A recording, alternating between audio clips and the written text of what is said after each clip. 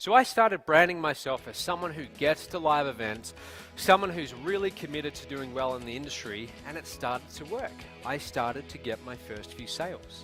Because here's the thing, here's what I want you to, you might even want to write this down. Your leads, your audience, they're always watching you. They're always watching you. Some of you right now, you have a list of 50 people, 100 people. Some of you in this room have a list of over 1,000 people.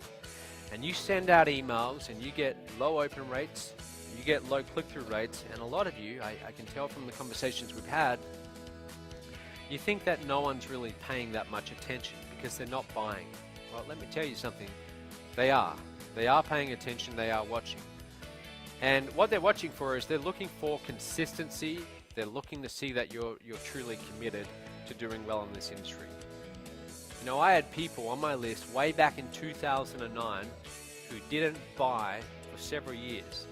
And when they did buy, and I then met them at a live event later on, I asked them, why not? Why did it take you so long? And they said, well, I just kept getting your emails and I saw that you were so committed and you took this business so seriously that I wanted to work with you. I want to work with someone who's serious.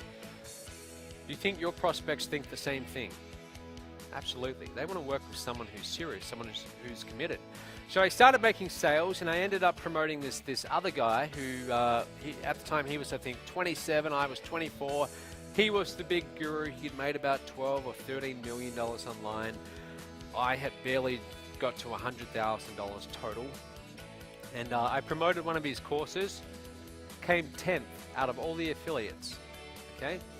And that got us connected. So we started emailing each other back and forth. And one day I actually got invited to speak on stage at my first live event, which I immediately said no to. I didn't want to do that. I was terrified of doing that. But I forced myself to do it. I forced myself to get on a plane, fly all the way to San Diego, and do this first live event. And some of you have seen this recording where I'm walking all around the stage and I don't stop. I was so terrified and so nervous, but I leveraged the hell out of that recording. That recording, I think, has made millions of dollars because it took me from being an unknown to being launched into the mainstream internet marketing niche. I want to show you guys something. Okay, this is really important. And this is for those of you who are brand new, okay? When you're brand new, you're at a certain earning level, okay? When you're brand new, you're not yet making sales in your business. Well, you're at the most basic level you can be at.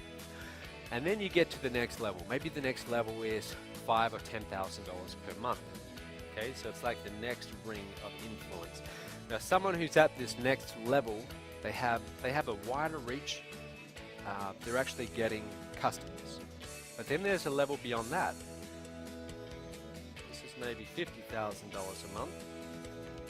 Someone who's making $50,000 a month, would you agree they have more influence than someone making 10 grand per month? Absolutely. But then you go even beyond that. And these outer rings go right out until you have, I guess you would call them the titans of the industry. In any industry, you're going to have the people who are making more money than the other 95% combined. Any industry that you go to. Who wants to become one of those people, by the way?